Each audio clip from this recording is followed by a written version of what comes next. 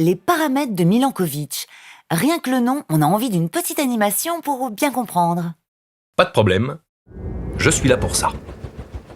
Depuis 2 millions d'années, la Terre alterne régulièrement entre périodes glaciaires et périodes interglaciaires. Eh bien, la compréhension de cette alternance, on la doit à l'un des plus importants savants du XXe siècle. Ah ok, compris, Milankovitch, c'est bien ça. Exact, Milutin Milankovitch. En fait, ces glaciations et déglaciations sont directement liées à l'ensoleillement de la Terre, à la chaleur qu'elle reçoit, si tu préfères.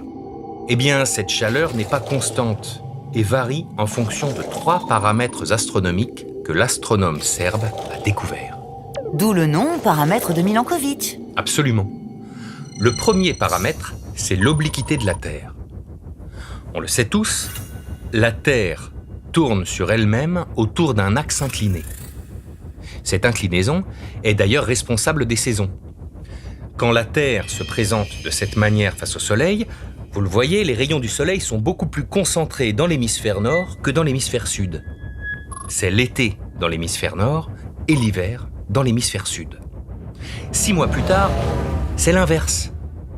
Les rayons du Soleil sont plus concentrés dans l'hémisphère sud, où c'est l'été, que dans l'hémisphère nord, où c'est l'hiver. Seulement, l'inclinaison varie, cycliquement, tous les 41 000 ans. Actuellement, elle est de 23,26 degrés, mais depuis 1 million d'années, elle a varié entre 21,9 degrés et 24,5 degrés. Vous l'aurez compris, plus l'axe est incliné, plus les saisons sont contrastées et inversement. Ok, jusqu'à présent, je suis. Et le deuxième paramètre? Le second paramètre, c'est l'excentricité. On le sait aussi, la Terre tourne autour du Soleil en 365 jours, un peu plus. Seulement, la trajectoire qu'elle emprunte oscille tous les 100 000 ans entre un cercle presque parfait et une ellipse. En fonction de ces variations, vous le voyez, la Terre est donc plus ou moins proche du Soleil. Elle reçoit donc plus ou moins de chaleur. Et le troisième paramètre? Ah, le troisième est un peu plus complexe. C'est la précession des équinoxes. En plus de tourner sur elle-même, la Terre tourne à la façon d'une toupie. La direction de l'axe de la toupie varie et décrit un cercle. Eh bien, c'est pareil pour la Terre. L'axe de rotation terrestre décrit un cercle en 23 000 ans. À cause de cette précession, les saisons ne se passent pas au même endroit sur l'orbite.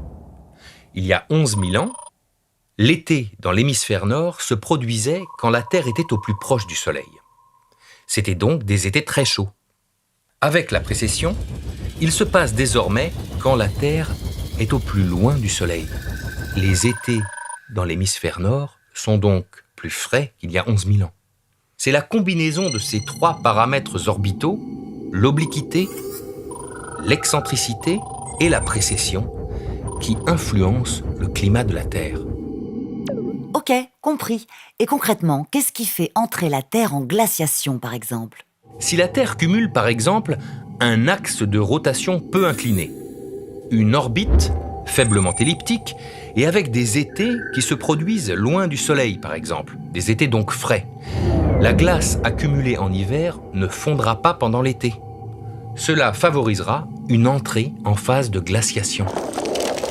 Depuis 2 millions d'années, c'est donc au rythme de ces paramètres orbitaux que la Terre alterne entre des cycles glaciaires d'environ 100 000 ans et des cycles interglaciaires plus chauds et plus courts d'environ 10 000 ans. Nous sommes aujourd'hui dans une période interglaciaire inhabituellement longue, qui a débuté il y a 11 000 ans.